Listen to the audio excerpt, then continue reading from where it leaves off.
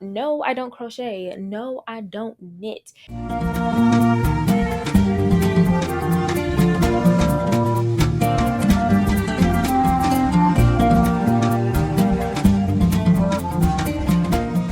Hello, welcome to the channel or welcome back. So, as the title might infer, I did a Joann haul. So, this is actually my, I don't know, third or fourth time going to Joann, which is crazy because this was the year that I decided to take sewing seriously. And I actually went to Joann, I think a couple times earlier in the year, and I got some really cool sweatshirt fabric. And in my, not my last video, but my video to last or whatever, I actually ended up getting this mini bodice because I was supposed to be taking sewing seriously. And I actually bought this fabric early this year. It's a sweatshirt fabric and it's like beige or whatever. And side note, before we get into the haul, I just wanted to highly recommend that if you are starting to sew and you especially if you want to make your own patterns, I highly recommend getting a mini bodice.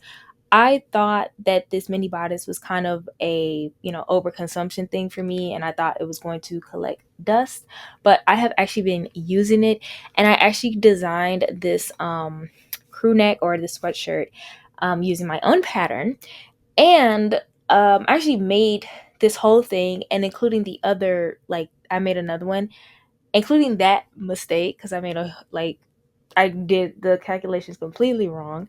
I made both of those out of scrap fabric. And so I have really been liking like having a smaller bodice to work with kind of takes out the anxiety of cutting really big patterns, and it kind of makes it more like beginner friendly. So I do recommend it. And I was supposed to be making my own measurements for the Sew That Girl series that I'm supposed to have going on.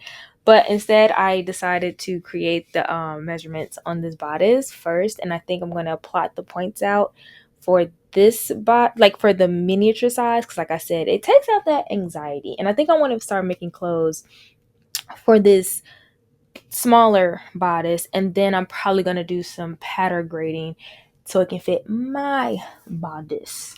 But that was a side note. I just wanted to talk about that because I've been having lots of fun with that. So that's that recommendation. And also, what was I going to say? Also, another recommendation, since we are all having to shop online, you need this book.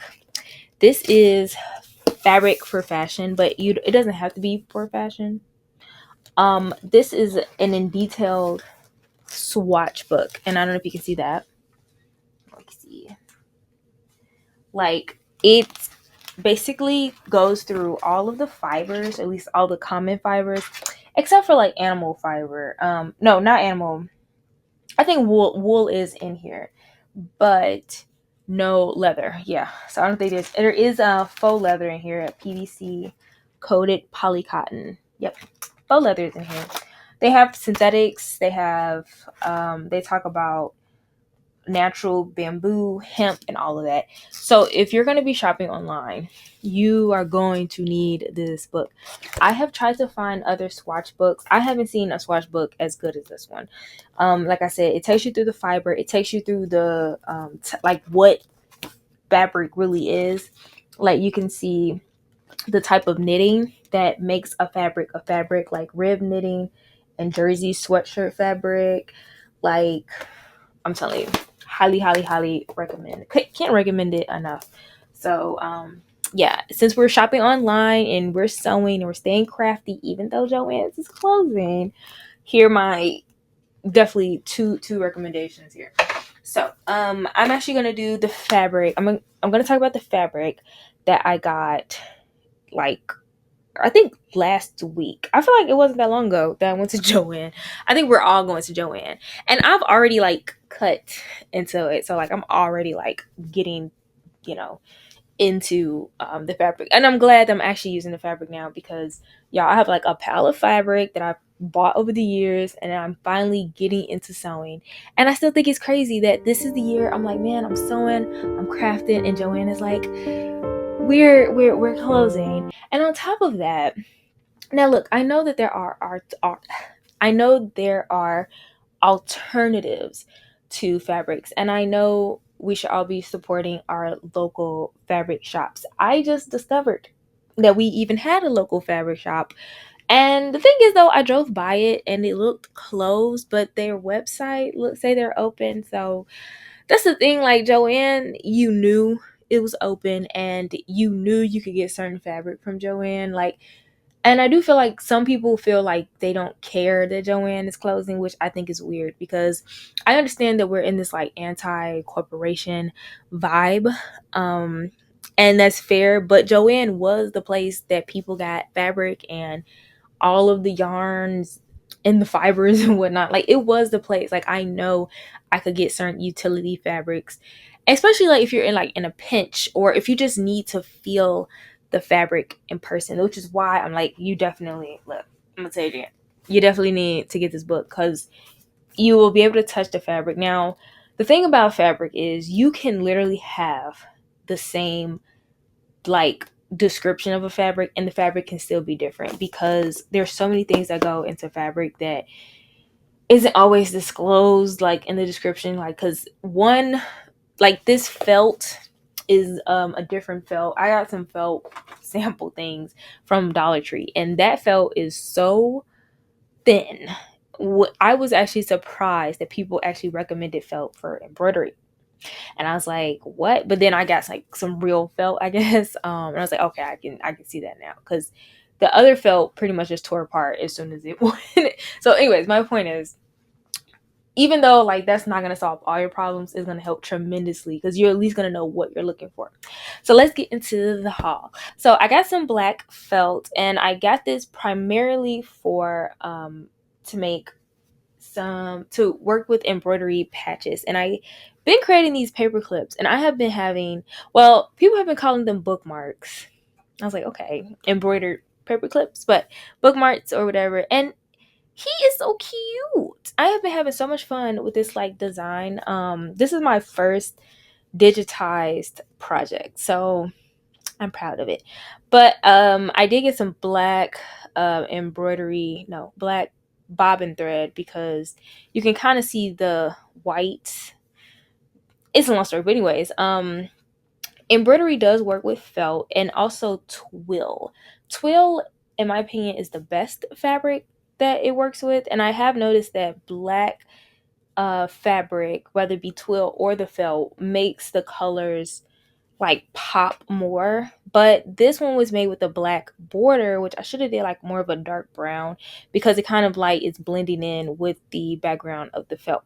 Either way, I bought the black felt primarily to make patches, and I have, or these kinds of things. I want to make some more bookmarks, and I have some other ideas. So that was the one of the whatever. I got some PVC coated, basically faux leather, and typically I do tend to buy white or like light colored fabrics because I like to, well, at least I like the idea that I can just dye the fabric any color that I want. And it kind of is like I think Comfort Colors had that. Is my okay. Comfort Colors does that, I think, right? Like they, I don't know if they like make the shirt all the way and buy them like white and then dye them, or if they buy the fabric white, dye it, and then cut it. I don't know how they do it, but akin to that. Um but okay, but this is faux leather, so you're probably like, well, you can't really dye faux leather. Well, actually, I don't know if you can. I'm willing to test that out. But anyways, the reason why I got the faux leather is because I want to test out this idea. So this is just a journal. It's just a cover actually. It's not even a journal. Like, I don't know what to call it. I wanted to test out some printable, so you can't really see it, but it is some, it's like a kawaii little setting. And I literally wanted, so this project was actually me testing a few things. One, I was testing a grommet like clamp. I was also testing this little tool that you can create journal covers with. I was testing how strong this chipboard was. It is like bending. I don't know why it does. Like, I have no clue why this top bend like that, but the bottom didn't. So I don't know what I had. I must have like pressed it. I don't know if the heat did it or whatever. But anyways, this is printable HTB. Now the thing about it is, it really weirdly feels dusty, but it doesn't, like, nothing bleeds off of it, if that makes sense. But it was a fun project and I do want to make more, so that's why I had got the faux leather. I really did want to test that out, and of course, like, make some other projects, definitely like some tote bags and some zipper pouches or things of that nature. And then I got some Sherpa. So Sherpa, I wanted to test an embroidery on. Now I know that people put the water soluble stabilizer on top of stuff like that's fluffy or Sherpa, but I didn't do that because I want to see, like, do I really need it, and I think I really do need it, but also um it just the embroidery didn't work the way I wanted it to. Like, it actually wasn't that bad. It's like, it did embroider. I just think the design, I'm still thinking about it, but there's some other stuff I want to make. So, like, there's actually a lot. I should have got some more Sherper because there's a lot of things that I want to make, especially like my son. Like, since I still have a baby, like, he's about to be 3 months. He's only like 2 months. So I have like a bunch of baby projects that I need to hurry up and do because they grow so fast. But yes, so I have some baby, probably, like, I think I do want to do a baby blanket. I feel like that makes sense because baby blankets are so soft and cute. But anyway, that was that fabric. Then we have this duck canvas. Now, the only reason why I have the duck canvas is because they couldn't find the white cotton canvas. And I prefer the white cotton canvas because it's a bit softer. Duck canvas is pretty hard. Even like on my hands, like, I can feel like how rough it is. I of course I'm thinking tote bag, apron, zipper pouch. There's some other stuff that I can think of, but I think I do want to make my own apron. I was supposed to make an apron. I bought this apron, and y'all, it is so embarrassing. Like, if you sew, you are not supposed to be buying aprons. Like, unless it's like somebody, like, unless you're buying the apron from somebody else who made the apron. But y'all, I bought it from Amazon.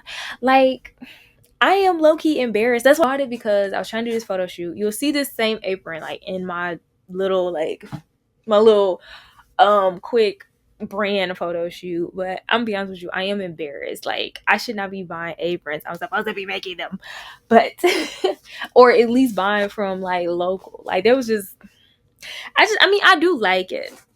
I do like it. So I'm going to probably make this my official kitchen apron, because I actually really use a lot of aprons. Like, do if you know, you know, people, you know, I feel like aprons have this like bad reputation with, like, you know, whatever, but if you know, you know, aprons are like, I love aprons. But anyways, let's get into the actual bag. So this is what I actually bought today. Um and I bought more felt. So I got more felt because, like I was saying, the contrast, it depends on the outer layer of the project. And if I have like a white border of a embroidery patch, it'll look a lot better with white. And then white, you want to have like light colors with a light thread and dark colors with a dark thread, depending if you want them contrast or not. So it depends on what you're working with. So I pretty much just bought the felt fabric for more patches. And this is fabric. So this is fabric that I was looking for during, you know, the pandemic, during 2020. And this was the fabric that people were using for face masks. This is like what the filter was made out of. Since I won't be doing that, I know I bought like a lot, but it was super cheap. I won't be making face masks. I mean, I guess unless people need me to. But I'm I think it is a really good fabric. Again, I do want to get start making bags again, and I think this could be a good back layer for an apron as well, because it'll kind of add, because duck canvas is pretty thick. It's not technically waterproof. This isn't technically waterproof, but it has like a nice wicking, maybe not wicking, but it's a good texture for something. I don't know. It was cheap. I bought it. And I bought it because I had been looking for it. So I got black and I got white, because those are just I usually get white, black, or a beige, because they're the easiest. Because I feel like if I wanted to dye, something, use some Ritz, um it would be it's easier just to like start with a white base, and then black is just the go-to color, because a lot of stuff, especially like for lining, like whatever your project is, you're usually going to be safe with like black, white, or cream color, and not, if it's all over the place. Now, I should have followed that advice when I bought this yarn. I don't know, I knew I wanted some fluffy yarn, and I couldn't pick a color, and I'm like, I always usually get white, black, or cream. But this is a cute color, so I have no clue what to make with it. No, I don't crochet. No, I don't knit.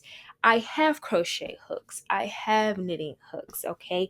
I tried it, but they don't tell you that you have to count the stitches. And that's what I did not know. And when I reached a project talking about 82 stitches here, I was like, I'm losing count. At any given time, my brain is always on two things minimum. So I can't concentrate like that. Like I can barely hold up to four. I'm gonna be honest with you. Like, and I know this because y'all know when you put like formula in a bottle, you're supposed to put a specific number of scoops. And I'd be like one scoop, two scoop. I'm like, oh wait, like just do two. It's crazy like how easy I might forget. So anywho, this is a cute, fluffy, soft yarn. Um, I think so. In my head, I'm like, I could make a stuffed animal. I'm probably not. I'm gonna find I think some pom poms is the best you're gonna get out of me right now. At least right now. Maybe at some point we'll be a little bit more adventurous. But I am already being adventurous with the other projects I got. And the last thing I literally only got 4 fabrics this time. Last week was, I think, four, 4 or 5. So I'm doing pretty good. But that's honestly because like the deals aren't really like, I think we're all disappointed in the fact that the deals aren't dealing. Like what happened to the everything must go, 99% off. Like I think we're all kind of waiting on that before we go crazy, crazy. So, but then at the same time, a lot of stuff is getting sold out. I think I got some. I recorded a little bit because I felt super awkward, like just having my phone. Like I'm not there yet. Like as a content, I don't even identify as a content creator, but like it's awkward for me right now to like let everyone know like, oh look, I'm recording content. So I kind of got a little bit. I don't know if I got like where the shelves are empty. The fabric was still there, but they're like the cotton. Oh, so this is duck cotton again. So I only got this because I was looking for the regular cotton. I think that was gone. So I just went ahead and got duck, and then like I wanted, whatever. Again, like I got white because I do want to. Uh, I have some more color. Does Joann sell Rit dye? I feel like they should. I will be going back into Joann's periodically, pretty much until they like officially shut down. Just because I mean it's Joann. Like I have to see it off. I have to wave goodbye. So until the day that those doors close for good, I'm gonna keep going into Joann probably once a week, if not more. But yes, this is duck canvas, so I definitely have some totes in mind. So I'm thinking totes. I'm thinking apron, especially aprons. Like I definitely should have. I whatever. My point is, the haul was small, which I wasn't even gonna do this video because I was disappointed with the sales. Because when I went in the first time, I was like, oh, I'm gonna get like stacks of fabric, which some people have been doing, but I I mean, I honestly didn't go into Joann that much to begin with. Um I am kind of used to shopping online already, but I'm still going to miss Joann. Like, it's a nice store. Like, I would definitely have my days, right, where I'm like, hey, the kids are at home with their dad, and I go, take my trip to Hobby Lobby, take my trip to Joann, take my trip to Michael's, take my trip to all the little craft stores. And to not have Joann be that store, one of those stores anymore, is, especially when, like, oh my gosh, like, Joann low-key did not have any real competition. Like, um and like, that's why I don't get like what happened, because Joann was the store. It was the store. And the thing about Joann is that I knew that I could find what I needed at Joann, at least at my Joann, or at least, like, I could see what something looks like, especially when you don't know which fabric you want, which is why, again, like I said, get that swatch book. It's going to save you a lot. But that's it for this video. I hope you guys enjoyed it. I think that's everything. So thank you so much for watching, and goodbye.